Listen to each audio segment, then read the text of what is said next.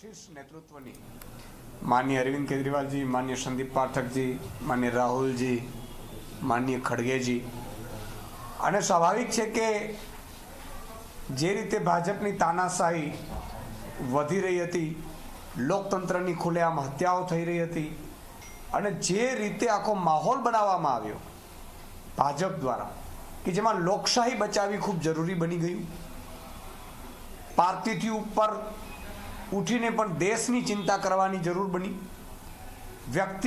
વ્યક્તિગતથી ઉપર ઉઠીને પણ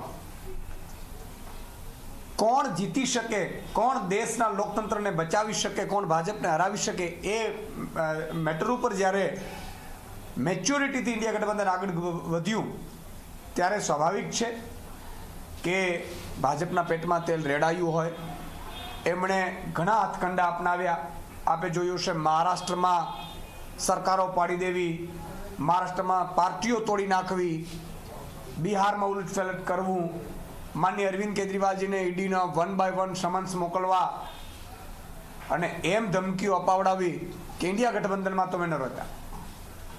ત્યારે સ્થાનિક કાર્યકર્તાઓ હોય, પ્રદેશના કાર્યકર્તાઓ હોય અને શીર્ષ નેતૃત્વ, એ તમામે મેચ્યોરિટી દેખાડવાની જરૂર હતી. અને તમે જોયું હશે કે આમ આદમી પાર્ટી ગુજરાતમાં 8 સીટ માંગી હતી. અમે જામનગર ઉપર મજબૂત છીએ, અમે દાહોદ ઉપર મજબૂત છીએ, અમે બારડોલી ઉપર મજબૂત છીએ, અમે આદિવાસીની છોટાઉદેપુર ને પંચમહાલ ઉપર મજબૂત છીએ, અમે જુનાગઢ અને સુરેન્દ્રનગરમાં પણ દાવા કરી શકતા.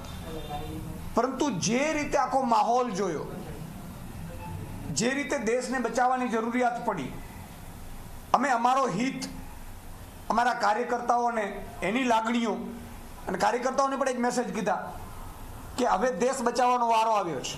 ચૂંટણીઓ આવશે જશે, એકાદ ચૂંટણી આપણે લડી શકીએ, કદાચ નહીં લડી શકીએ, એવું પણ બની શકે, પણ આપણે કોઈએ પણ આપણું જે શીર્ષ નેતૃત્વ અત્યારે દેશ બચાવવા માટે જે કુરબાની કે ત્યાગ કરવું પડે તો આપણે કરવાના છે.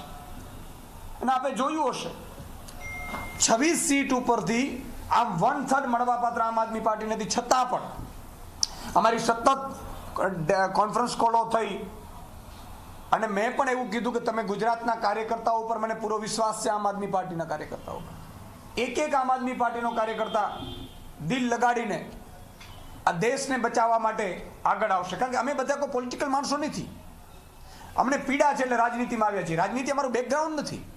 અને એટલા માટે 2 સીટ ઉપર આમ આદમી પાર્ટી લડવાની છે, પોતાના ઉમેદવાર ઊભા રાખશે. જે ભરૂચ સીટ ઉપર માનનીય ચેતરભાઈ વસાવા અને ભાવનગર સીટ ઉપર માનનીય ઉમેશભાઈ મકવાણા, હું બંનેને ખૂબ ખૂબ અભિનંદન આપું છું.